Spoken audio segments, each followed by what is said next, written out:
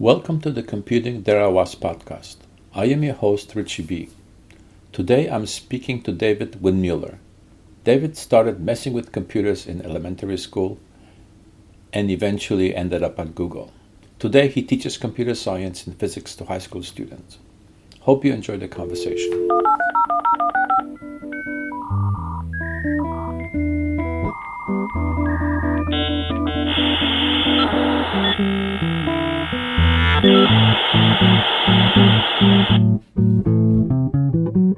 Hi, welcome to the Computing There I Was podcast. I'm your host, Richie B., and today I'm speaking to David Windmueller. Hi, David. How are you? Hi, Richie. How are you? I'm doing great. So I always begin the podcast with the questions. How did you get started in computing? I would say that my first memories of that started actually in elementary school. Wow. And so I was lucky enough at my elementary school that we had a teletype machine that connected to a Richmond.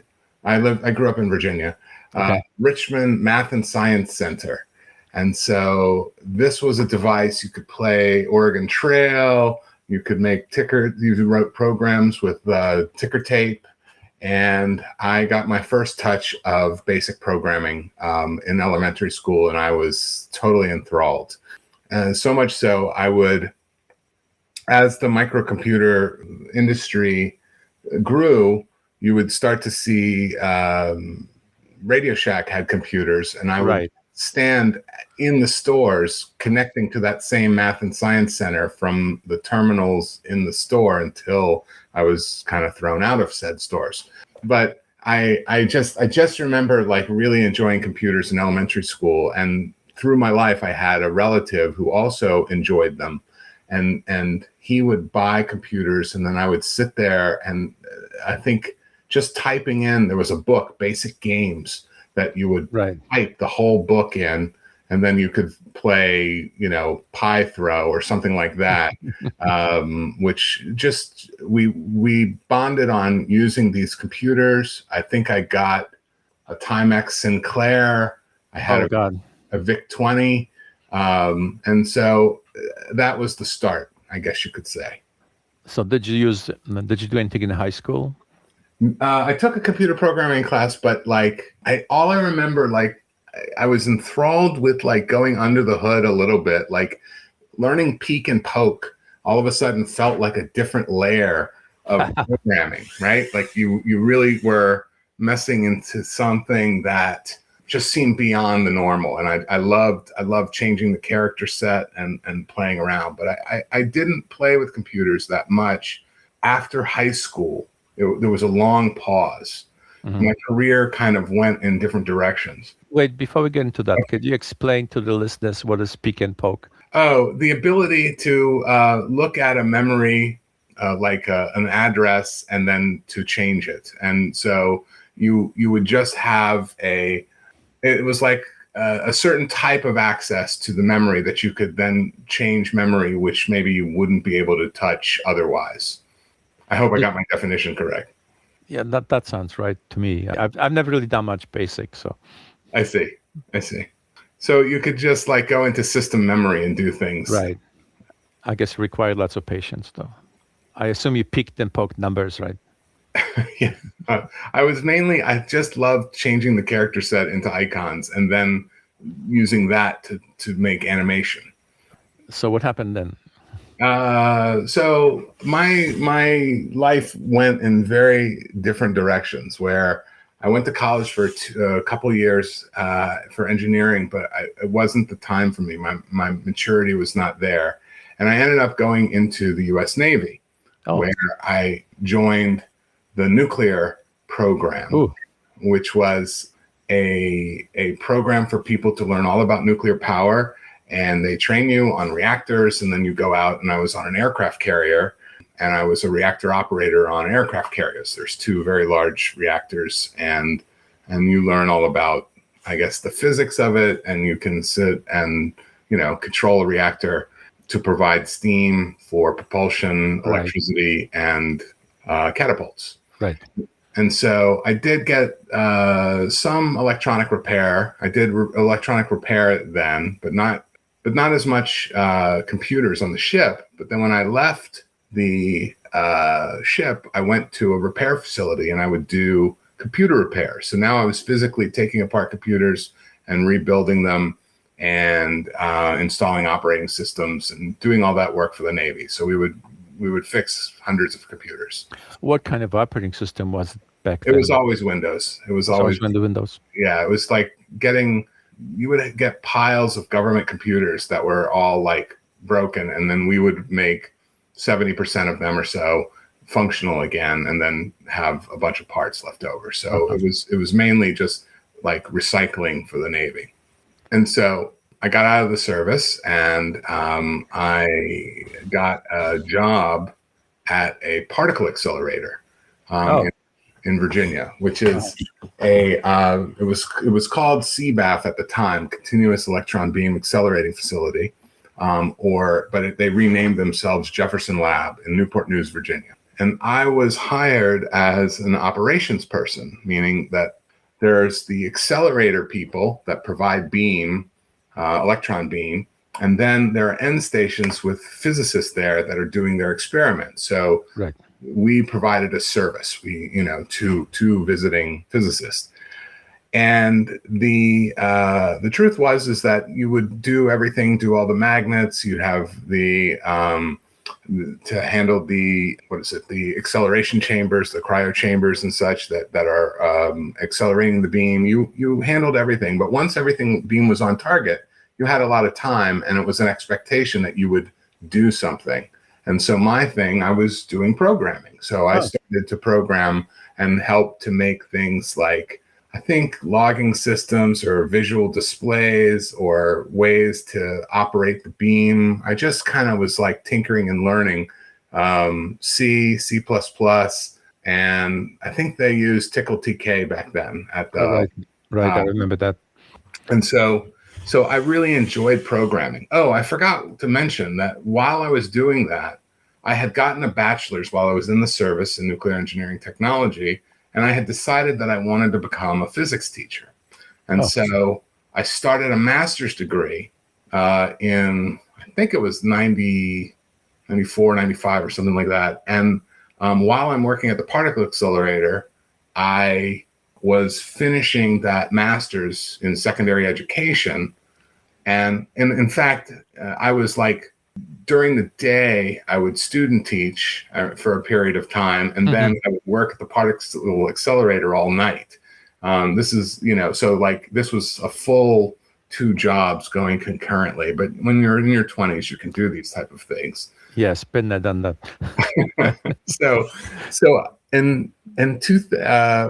While I was at the particle accelerator, I'm sorry, let me go back. With my mentor teacher, he was like, David, I think you'll make a fine physics teacher, but I will tell you, you kind of light up when you talk about all the computer work that you're doing at the accelerator. Something for you to think about. And I did think about it. And so I finished one master's degree and started on another, which was computer science. I had to follow that. And so I kept applying for positions at the particle accelerator as programming, but didn't quite get it. But they used some specialized software that was also used by NASA locally in Hampton, Virginia. And so I got hired because I knew the same software from the particle accelerator to work for this NASA contractor to help them with wind tunnels. And I finally was a software engineer. Oh, cool. Wind tunnels. Woohoo. Yes. And so these things, the one I worked on 2, one was called this 14 by 22 wind tunnel. It's ginormous. They put both models of planes, they put race cars in it. They can do so much testing in this thing. And my job was to write the control system for controlling the wind tunnels. So, because what you want is something that you want to minimize the time of overshoots with the wind tunnel. Like when you want it to go to a certain speed, you want to ramp up quickly. This is a giant amount of current going in for this thing. You don't want it to be overshoot and hunt. So we would write PID loops to PID? Yeah, proportional integral derivative. It's a way of like of coming in when you have a difference between where you want to be and where you're at. So when you start and you're way far away, you ramp very, very fast. Right. But then as the error gets lower, you then hold back on the changes. So you're hoping to have one minor overshoot and then it hones right in. So we would write the software for that. And then I wrote software for a type of blowdown wind tunnel, which is one where you store a vacuum on one side and a huge amount of gas on the other, and then you fire it off to get a blast and measure it. Oh, interesting. What was the software environment? Was that C or Unix? Or it was, one of them was Unix, and then the other one was comically LabVIEW. And so what's a LabVIEW? So LabVIEW is a graphical wiring language, and the NASA was trying to play with like, oh, we have a lot of electrical people that are working on these wind tunnels. Maybe if we use a graphical wiring language to control it, then they will be able to maintain the code. But it literally makes spaghetti code because you have so many graphical wires, and then you're putting the intelligence inside of these small boxes which hold a form of code. And it was just not the greatest idea. And this was like a good introduction to me about where people get what they are asking for, but maybe they're not asking for the right thing. Right. So it was a very interesting environment to work, and also it was nice to be, helping out NASA with, making their testing facilities as great as possible. That's very cool. It's the LabVIEW thing sounds like yet another case where we don't need programmers. We can have the whatever users write the code. Right. It was like LabVIEW is a perfect thing for labs and to do simple tests, but all of wind tunnel control, like I had to write a system where you have a sting, a model, and it sits in the wind tunnel. And then if you can imagine, if you have a box around that, you want it so that it can turn and in the wind tunnel, but you want it to stop when it gets close to the walls. You don't want it to get anywhere near the walls. Right. And so I wrote in the code the way so that the rectangular box would pivot, therefore giving you more degrees of freedom while it's in a rotated state up and down to the pitch and yaw, I guess, and all this, these terms. And so right. I wrote it so that you would get more space.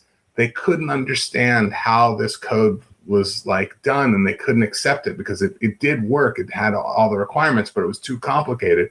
So they then created a larger box to constrain the plane because that was easier to comprehend within the LabVIEW environment. You know who built the very first wind tunnel, right? No, who? Orville Wright. Oh, really? Yeah, he was like a mechanical hacker, and when they were working on the planes, there were people who published tables of how much different shape airfoil, how much lift it produced, and all those tables were totally wrong. Huh.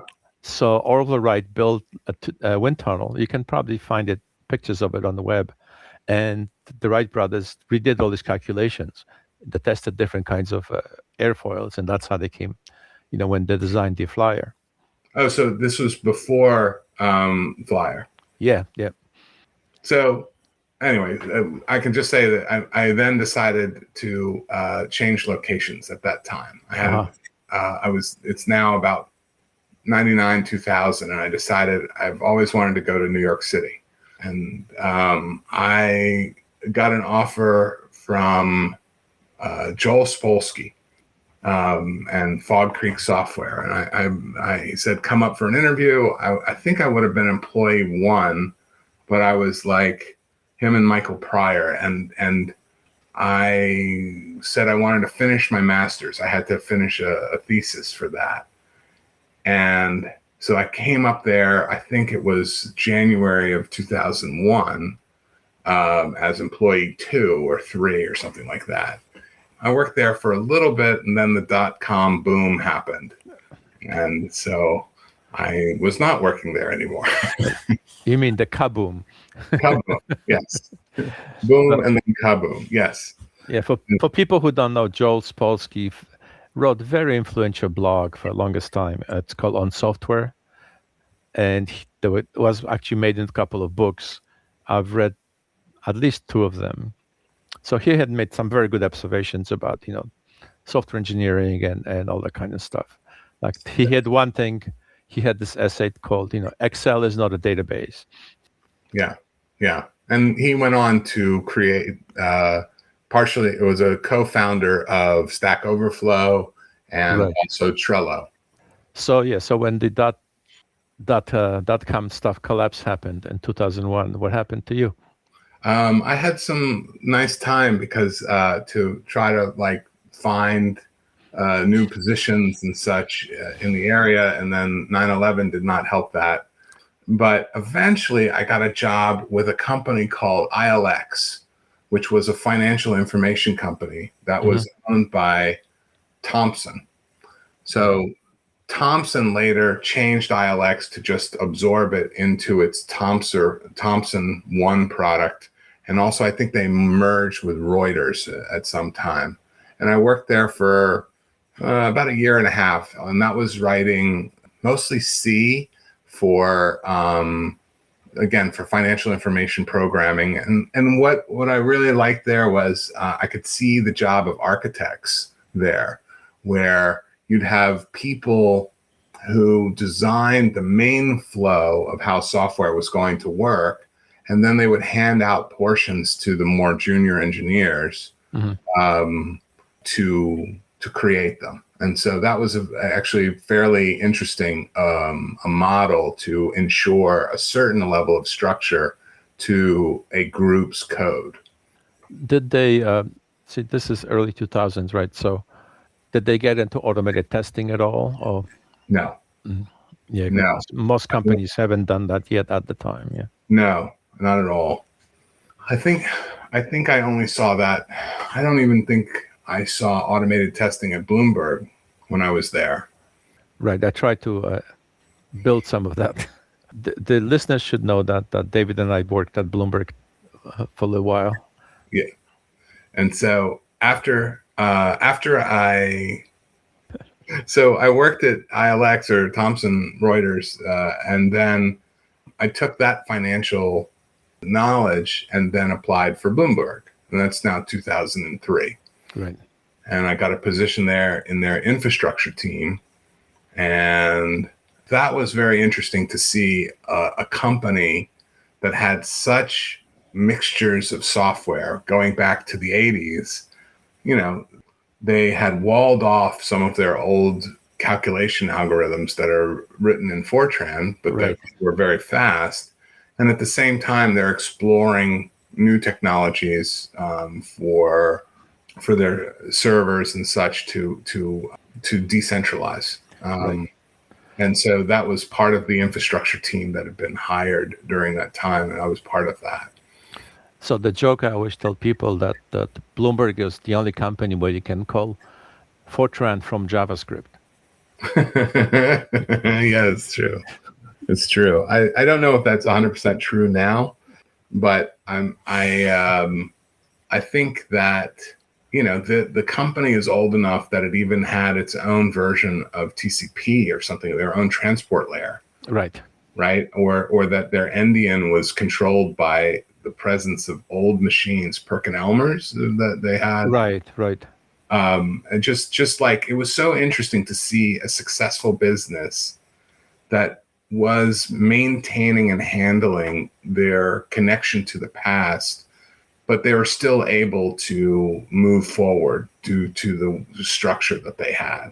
And I think they kept doing that through the last 20 years, is to continue to innovate and build and keep building toward better future, but not shutting things off totally. Right. Now, so what I was going to say, it's like in all these adventures so far, do you have any interesting stories of some like problems that you've solved, the bugs that you've run into? Oh, well, I mean, of course, everyone probably has their own 2000, year 2000, issue. So one of the things we did for NASA was that we were working tirelessly to change their real-time operating system. I think it was a VxWorks system, and testing and testing and testing. And it worked. Everything worked on January 1st. But then I don't know if you remember, but that year, because it's a millennial, the leap year is different. Right. The rule for leap years is weird if it's... So normally it's every 4 years, except if it's a millennial or something like that. Right. So the system still freaked out on a March 1st of the leap year, and it was like we were trying to demonstrate.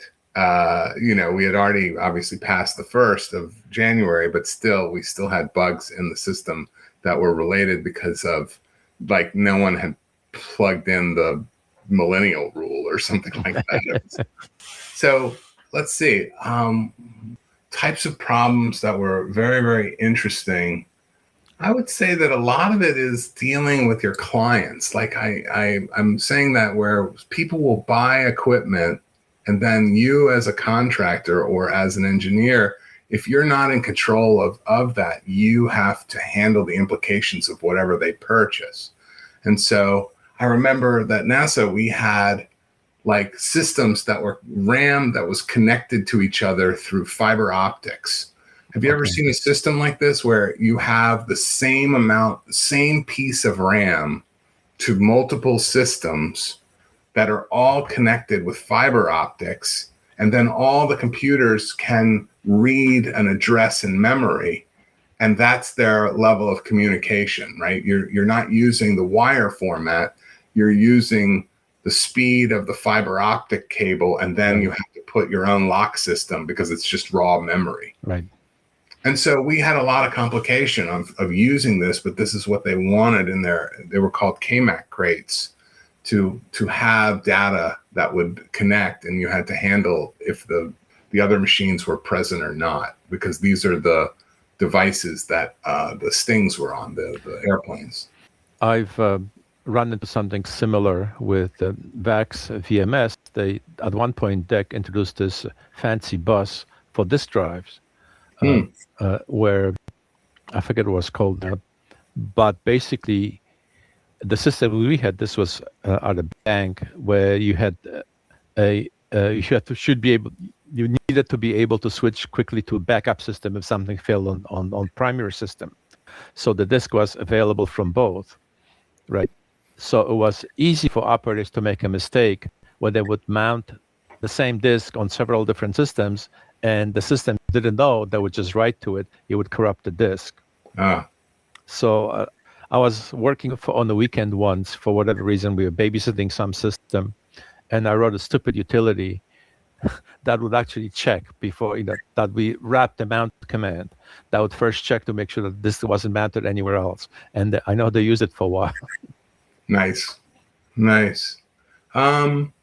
I mean, we had some problems at Bloomberg where they had their own database system for a long time. Right. Do you remember that they wrote their own, this was the second company I had been to where somebody had bought a database system and they would just copy and paste the database because it was free, right? It was just, let's keep using this database, and obviously economical, but also maybe somewhat limited, and you don't get the newer features of databases when you do that. And one of them was, I had a team member who the way it worked was in the code, it would have update your own database, and then it would send a message to the network for all the other local databases to update their members. Right. And so for certain fixes, it was too much traffic to update over the network, fix one database and then fix everything. What you were supposed to do was to write code that would just fix it locally, and then you would run it everywhere simultaneously. Does that make sense? Sort of, yeah. Yeah, it was just like you would not use the network to update the databases. It was so much, it was massive database update Right. and had to be done locally. Well, unfortunately, one of my team members did not, and the way you do it, okay, was to comment out the broadcast command and then make the executable and put that everywhere. Right. Unfortunately, the one of the engineers didn't catch that one of the broadcast commands. And so now if you ran this on every single machine in Bloomberg that had this database, they all were sending out simultaneous network updates, right? So you had this locally running everywhere. And then that overwhelmed the network and started to bring down Bloomberg functionality. And it was very interesting to see, again, it's such a great learning experience to see upper management that are very experienced to quickly say, do this, do that. These are the critical functions where we can't have delays in numbers for our traders. It's better that they don't see the function than it is to give bad data. And they're so knowledgeable about both the software and the business implications of their terminal to know what to do in a crisis. I was very impressed with seeing people who really understood their product to that level, as opposed to being stuck in the bits and bytes of the situation. And very impressive to see that. Right. Yeah, I think the founders of Bloomberg were working there while we were there still, right? Yeah. Like the guy who was the CTO was one of the original programmers who wrote this stuff. Yes. That was a person, actually. Yeah. And so, yeah, that was really neat. And also, I guess this isn't like a interesting programming problem, but it was like also a perception problem, or my own like education. We had worked very hard on a very new function that replaced an older one. And it was pretty incredible what we had done, which was like moving a paged access screen to one that could handle all data from the system. And then you can do incredible things on the screen. This was of the holders. All of the companies file their holdings of various stock for mutual funds, 13Fs, all this type of stuff. They all file what they hold. And then Bloomberg aggregates this and figures out who are the important holders. So we created this new function, and we were very proud of it. And we again show it to upper management, and instantly they are like, this is unusable. And I'm like, what are you talking about? You know, this is and he's just like, no, I need it to be much faster. Look at this, my function for computing a bond yield. And this is an old function that was created back in the 80s that does very little but compute a few numbers. And it's a very unfair comparison. But after I was a little bit miffed about this reception, which was like, you know, my team had worked very, very hard on this and such. And then he was just like, you need to get this so much more faster. It's just our clients can't handle it. And it taught me to not be enamored with the work that we had done and the all of the skill that had been placed in it, and just like let go and say, nope, it's not good enough for speed wise for our clients, because I had been, as I said, enamored with what we had done. Right. Like that I knew how much work was being done, and I had forgiven it for its work, but management didn't. And we thought we had done a good job. We went back to the drawing board, and we were able to shave off another 600 milliseconds.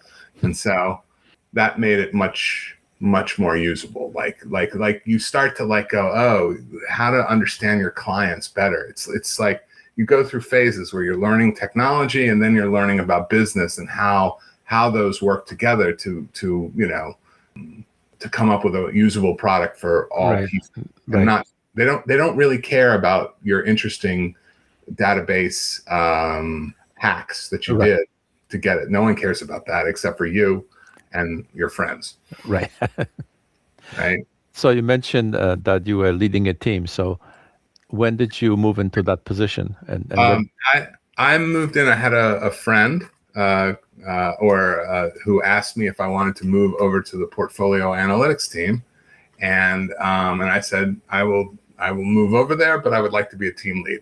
I'd like to try that out. And he said, okay, I think we can do that. So that was my first opportunity to lead a team, and it was just a small, tech lead. You kind of like start to realize, oh, huge lesson learned in that one. All of our projects was on time except for one, and that was mine.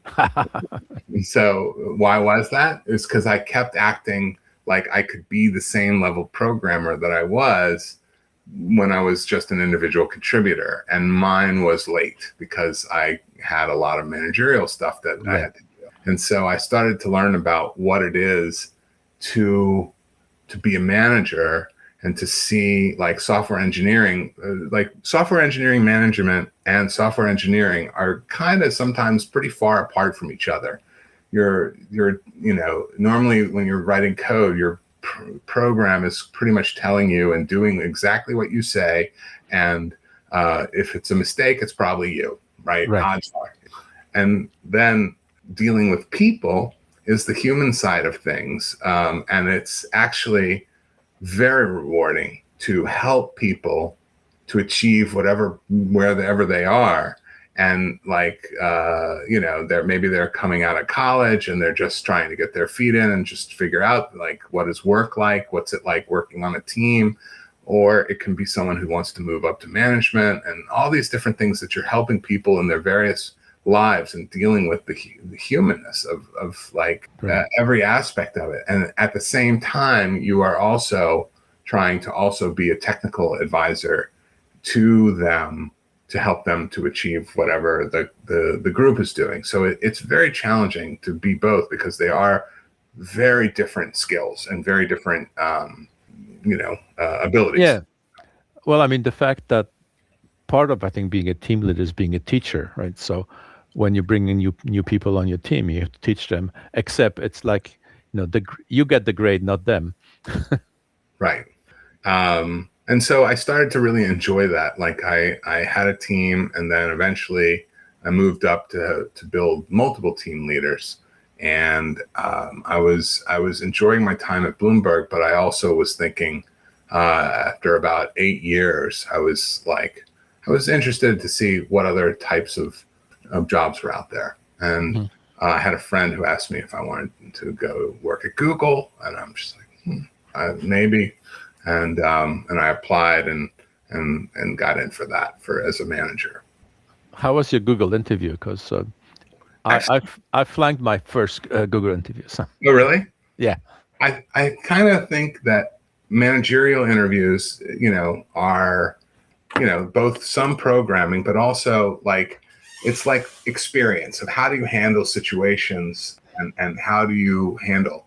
One of the things that managing at Google was very different was I had a manager who took me aside early on and said, the engineers that you have right now, if they wanted to, if they put out their resume at 9 that morning, a lot of them would get calls by noon and could be having an interview. And so you as a manager have to they didn't say coddle. That wasn't it at all. It was more like you have to be aware that you have to be create challenges that fit these engineers well, and that they are, at their aptitude and they're able to do it. The quality was very high at Google, as far as not to Right. say that they weren't high at other places I've worked, but the average was a bit higher, and you really did want to make sure that your engineers were feeling ownership or understanding the importance of what they're doing and why we're doing things. And it just felt like a little bit more of a job of making sure that their needs were taken care of than I had felt at other positions before that. So for full disclosure to our listeners, I was one of the members of your team at Bloomberg, and then I also wound up being member of your team at Google, which was very nice for me because I enjoyed working for you as you being the manager. So, I enjoyed working with you too. well, thank you. So, what kind of projects did you do at Google? So, I worked on three main groups. The first group was Google Wallet, and this was back when Google Wallet started as Google Checkout, and it was like a PayPal competitor. And my team was a web-based team that handled payment entry and storage, and that was my introduction to more advanced software engineering that was going on at Google. And Google was no perfect like at that time either, right? Right. Like I called the way that they made servers back then. I kind of in my mind called them 2-meter servers. And what that meant was you would look around you 2 meters around you and see which people had made a server, and then you would take their code and copy it, gut the server and copy it, and now you had a server, right? Like, it was ridiculous. This was before they had standard tools to make said servers. Right. And so you're like, this is a horrible idea because, like, who's to say that your 2 meters are going to be great? And so like, nothing was perfect there, and things were starting to change as people realized they were open to change too. That was kind of an interesting thing. I think we were programming in GWT then, if you remember that. Yes. GWT was a Java-based coding to then generate optimized code for all the different browsers. Right. It's Java that compiled to JavaScript. Yeah. My claim to fame is that I fixed the bug in GWT at one point. Oh, nice. There was a version that did not work for some Internet Explorer or some such. So nice. So like, I was starting to see what more modern software engineering was, as far as unit testing and also for improvements of standardization of the servers across a very large company. And that was just fascinating. At the same time, we were seeing geopolitical politics of a large company across many different areas of the globe and how that worked. And I felt that there was a little bit of karma involved. When I was working at Bloomberg, we were in New York, which was the center of Bloomberg's operation, and we had people in London. And then I felt what it was like to be at a satellite office working out of New York for a Mountain View-based company. Right. And I did feel it was some karma involved with that. So it was interesting to navigate that with our friends in Mountain View. Google Wallet, the original one, was interesting because Google's trying to step into the payment space, and there was all kinds of interesting restrictions, like things that seemed kind of reasonable or easy to implement from engineering point of view was totally not acceptable in business. Right. I went to a banking convention, and this was very interesting. It was a lot of banks, and then I'm there just kind of to learn. This was like Google got into sending money. I don't even know if that functionality is there anymore. I don't think so. It's not, but I remember when we implemented it, where you can attach money to your Gmail. Right. Yeah, a little dollar bill. Yeah. And so you start to get into, oh, well, that's very interesting. Like, when I was at the banking convention, like, talking about it, like, the flow of money is very interesting all around the globe. Different systems. The United States, it's not the fastest right now as far as that goes, except, there are some improvements that have happened since then. But like, I started to get attention from people that were other businesses, and then there was some government person there, and I'm just like, whoa, like, I'm not really like going to speak as a representative of Google. I'm going to always direct you to, but people were very interested of Google entering into the payment space. And we tried multiple times. We had the wallet card. We tried to get into stored value cards or different things to try to crack into that market. Simultaneously, we were also getting into the tap and pay world, right? And so that was a challenge that was coming out of San Francisco, of being able to find NFC payment terminals with certain phones, and you had to get a credit card from a certain bank to do it. It was very, Yeah. the amount it took for you to tap and pay was quite arduous at that time. So yeah, Google Wallet was very, very interesting. I then decided to transition to another team at Google, and this was fascinating.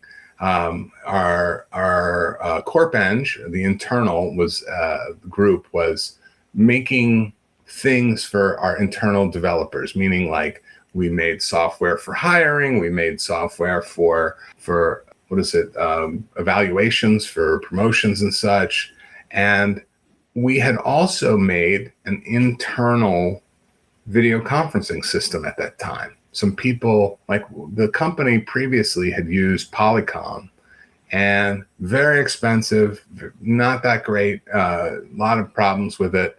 And so some industrious people had previously taken the code for, what was it called back then? It wasn't Meet. It was Google's video conferencing program.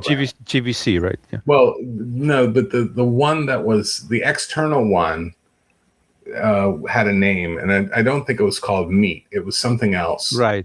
I don't remember.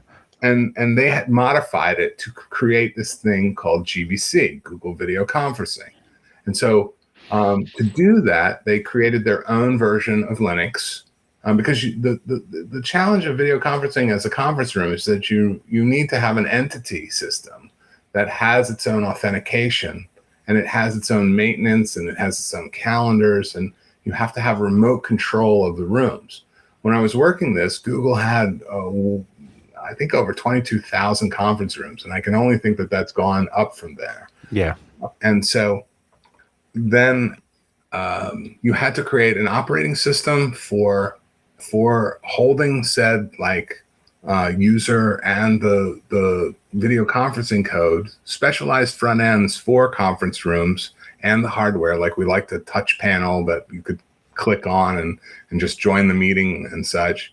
And then you needed a maintenance portal for operations to connect to rooms and do stuff. And they also used it in all their large scale rooms for presentations. Like right. We had a specialized version of that. And so at that time, they put together this system and started spreading it out around the company. And what you had was high end, like the mics were high end, the cameras were high end, everything was like high end, but it worked within the system and it was pretty good. And a decision was made that we should get into the market for video conferencing as a business. And a collaboration was born that was across the external version of the video conferencing product, the Corp Eng people who had created the internal one. And then they decided to work with the Chrome people to try to build this on the Chrome OS operating system.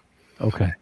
And so all of them, I think Android was involved too, or no, it was Workspace. It was because we wanted it to be a product that you could sell. So those four groups across the whole company started to work, and they made a Chrome OS product to sell.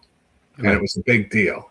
But it was very interesting because all of a sudden you were creating a product that was made with like more simplistic hardware, and then you had the company that's used to a very highly rich, featured, and very powerful system, and now we're mixing the two together, and that caused some friction, but it was very, very interesting of a product to see that go out, and I believe it's still available today.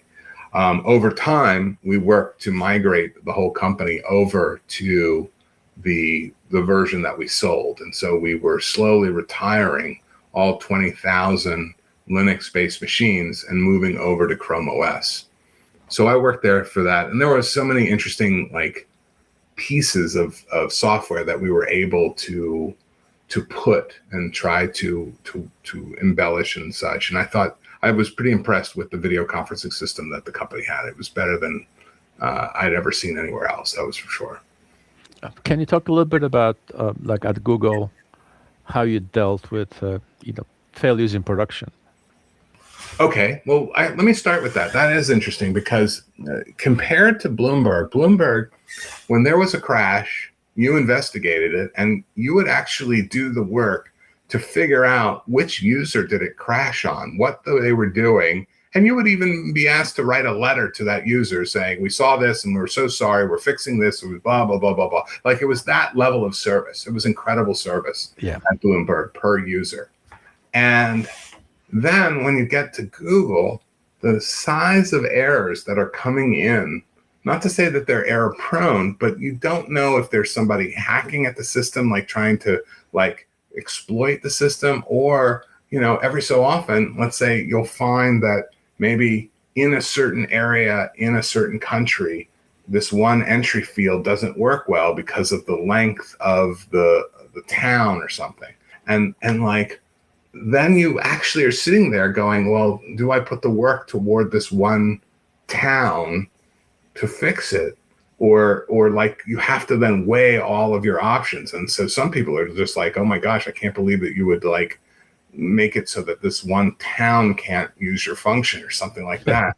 and it sounds crazy, but then you're like weighing how much opportunity, what is it that you need to do? And how do you like figure out what's the best thing to do? I've never been around a company where they accepted an error rate, because like at NASA or at Bloomberg, you don't accept an error rate. There's just no acceptance. True, but I mean, Google is much larger scale. So much larger, and it's a different profit model. So you could handle a certain amount of errors in production that were going on that you would then put a budget toward and try to figure out how large is it. And we had organizations like that are looking at all the error reports and that are coming in to help us to gauge the size of the errors, to help direct us and go, hey, this is something you need to like track down. Right. And that was very helpful. So did you work on anything else besides the GVC part at Google? Oh yeah. And after that, I was lucky enough, I went to Google Maps. And so I started to work on the mobile team started with Android that handled this thing we call the place sheet. The place sheet is whenever you click on a business is the page that comes up. And at the time I thought that, there are thousands of people that work on maps in different organizations. And so the place sheet is not just responsible for the data. They work with the teams that own the data, which is multiple teams that are out there. Like your reviews come from one team, your photographs may come from another team. The data about the business comes from one place, and then maybe is it busy right now is another. Like all of these, and they're all vying for attention on the place sheet. Everyone wants their function to be, highlight their team's functionality, and then everyone's competing to try to figure out what is most useful for the clients. And so that was a big deal, and we definitely spent a lot of effort to help informing people about what's out of place, what can you get, and how you can like judge if it's worth your time. And so there's so much information about like what type of pictures to show, and the reviews and how to handle all that is just very, very interesting, because you want to ask yourself, do these all apply to every type of business, right?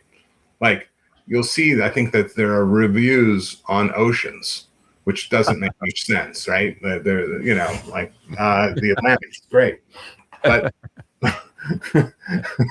so like handling how to handle the wide diversity of the world. And you also realize like that everyone has different needs, and we had to prioritize them. I'll give you an example. Like Google Maps navigation is based upon a regular car, right? Like going. It is not if you have a truck that's very tall, it doesn't tell you the routes that you want to go with a very tall vehicle. And people are like, why don't you do that? Well, it's a cost of how much information we can get to do that and balance that out versus how useful it is. Then I learned in India, where we were talking about features, where someone said, I think you should be able to put in the width of the car as an entry to your Google Maps. I'm like, what do you mean? And it says, oh, David, you really don't know. Our roads are so variable that you need to have directions that can guide you if your vehicle is too wide. Right. You just go. And I'm like, oh gosh, that's another concept I haven't even thought about. So what happened eventually with Google? Well, Google was a great opportunity for me, and I was glad to be there for 11 years. But I then was part of their large reduction in force in January of 2023. And I took that as an opportunity to try to figure out what I would like to do. And I decided to go back to my education roots. And I went ahead and got certified in 3 different areas: physics, computer science, and technical education. And so over the past few years, I taught at a BOCES, which is like a VOTEC school. And I taught cybersecurity for a whole year there. And this year I'm teaching physics as a physics and engineering replacement. And I'm enjoying that greatly. I'm hopefully going to be continuing to use like my knowledge and also my love of physics and computers and pass that on. And it's interesting. I want to make sure that in our new AI world, how do you reteach computer science to fit the changes that are going on? Right. So that leads me to my final question. Is like, if you were advising somebody who's getting started in the field today, what would you tell them? Well, easy. I like, if you're like the person that says, oh, computer science, I can get a 6-figure job, I'll go in that direction. I would say maybe don't do that if that's your motivation. But if you love computers and you love tinkering and you love that interaction of playing with a device that you can tell it what to do, and again, odds are if it's not doing what you think it should, it's probably you, and you can keep figuring it out, then stick with computers. You just have to be like aware that the style of jobs that were created even 10 years ago are not going to be the style of jobs of tomorrow, meaning like you are interacting with systems in a different way. You know, it's like if somebody got a job doing assembly and then compiled language come around and you're unhappy about that because you've gained all this assembly knowledge, you got to change with the times, right? There's the reasons for us to evolve. And so as long as you're like content with the puzzles there, I think that there will be work for people that are computer savvy in some form or another that will be interacting with the tools of today. It just will be different. The skills of the past are not the ones that are necessary. Right. I mean, it's kind of silly sometimes when people say to high school students, well, what do you want to be when you go to work? Well, maybe the jobs that you will have don't exist yet, right? Like when I was in high school, there were no web developers, Right. That wasn't a thing, for example. And I'm sure there's some other stuff. Yeah. There seems to be like constantly, work happens to be the void between what most people can do and then, the people that actually gain those skills. They're like, there's a difference there that creates opportunity, vocational opportunity. And so like, if you go back 25 years, anybody who could create a website was like, doing that as part of the .com boom part, right? Right. You could, like, if you knew a basic HTML and could make a table and make a website, that was a valuable skill. Well, nowadays that people can use Squarespace or Wix or whatever that tool is, and a lot of people can handle having a website that is made by that. So that offset, that difference, that void is shrunk down for most people. So now we have like a coding difference of, the fact that I can understand a pointer pretty well is a cool party trick, but maybe it's just not that necessary anymore for the successful programmer to be able to, Kalak and Malik, their way out of trouble. That's just not the necessary offset. That's not the skill. And now the skill is, well, how do you use these tools to extract the level of quality and then also interact with them to get the reliability that you need? It isn't all, that's a new skill. Right. I mean, the kind of a very general way of stating this is that, there are problems that people want to get solved, and some of those problems can be solved using computers. And the person who can come up with a solution using the computer, whatever tools you have, well, there's your job. Mm-hmm. So I would still say to anybody, if you really love it, if you're sitting there tinkering and you're happy to play with the tools and you're excited to see, same as the peaks and pokes of my time many years ago, and you should follow it and do it, and just be open to change. There's going to be groups that use like AI, and there'll be other groups that have their fist up in the air saying we're not going to do it, and I think that one of them will do much better. Yeah, we certainly live in interesting times, and you're right. Yes. One thing I liked about this field, even at the end of my career, is that there's always something new to learn. So it's like you will never be bored. You might be stressed out, but you're not going to be bored.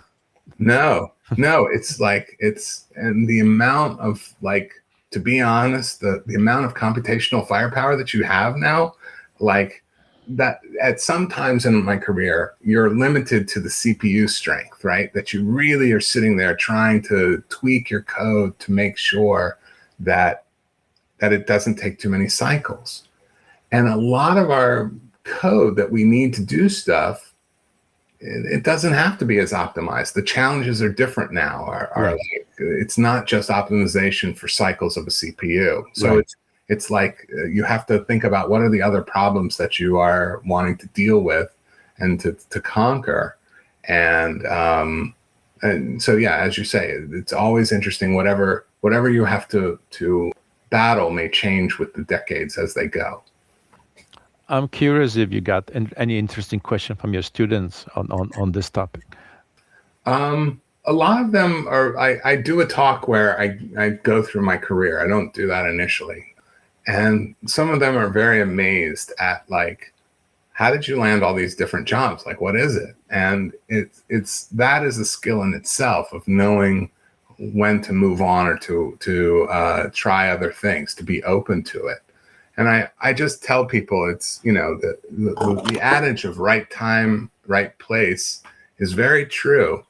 But there's a caveat to it, is that you have to hustle a lot to be in a lot of places so that there is that right time or something like that occurs. And so consistently throughout my career, I've tried to, like, look for opportunities and move accordingly. The kids ask questions. Well, they're perplexed about cybersecurity and how that the roles and such of AI and cybersecurity, and I tell them that's a mystery. This was even last year, was like, that is an interesting mystery that we are going to see the results of it. And actually, just was it this week, last week, Mythos? Yeah, right? yeah. Like we are entering an interesting time to see, could this be something that creates a nightmare or a relatively calm time where like a lot of bugs are being walled and fixed and at a level that is just stupendous, So I think of it as both an opportunity and something to be fearful about, but I still think that, yeah, you just have to be dynamic in those jobs to be open to the changes. But they were mainly asking, like, how do you pick where you're going? And I just said, that it's just a go with what you really like. I tell students that, do you have a hobby where you do it and you work, and then all of a sudden you start to feel like you're not doing it as well, and then you notice that you haven't eaten in a while, right? Like that, it's so engrossing that you forget about stuff like that, and you go, oh, I'm losing hours doing it. And I say that's a good sign of something that you are compelled to work on. Right. Probably someone will pay you for it too. Cool. All right, so sounds like a good spot to finish. Thanks so much, David. That was great.